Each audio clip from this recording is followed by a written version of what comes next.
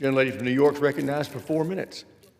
Thank you, Mr. Speaker. I rise in support of this appropriations package. As the ranking member of CJS, this may not be the bill I would have drafted if my Democratic colleagues and I were in the majority, but it is a strong, responsible compromise that meets the needs of the American people. I will be voting in favor, and I urge my colleagues to do the same. I am proud that this bill increases funding for grants to state and local law enforcement, including for community-oriented policing services and the Violence Against Women Act. These funds are vital for the public safety of all of our local communities and for victim services.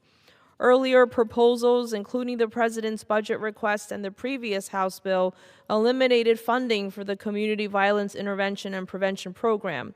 Thanks to Democrats' advocacy, we secured level funding to continue this important program in this bill. Earlier proposals also zeroed out funding for grant programs to prevent hate crimes. Again, I'm proud that we ensured these programs will continue without cuts. We secured strong funding levels for the Economic Development Administration and the Manufacturing Extension Partnership Program, which both work to create and preserve good jobs in the United States.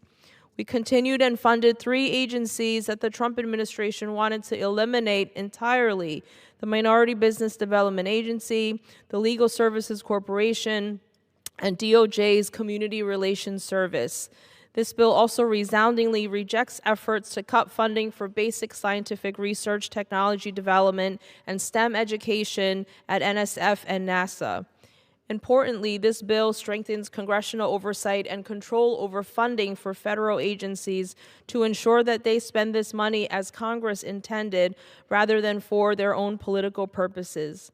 Last but not least, every single one of the extreme partisan policy riders contained in the previous House CJS bill have been removed from the bill before us today.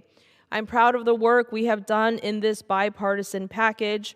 I want to thank Chairman Tom Cole and his team, to our subcommittee chairman Hal Rogers and his team for their cooperation, for our ranking member of the Appropriations Committee, Chairwoman Rosa DeLauro and her team. And I especially want to thank our Appropriations Subcommittee staff, Bob Bonner, Jamie Wise, Nora Fay, and Faye Cobb, for their tireless work on this, and also Tom Diniger and Rebecca Lee from my individual office as well.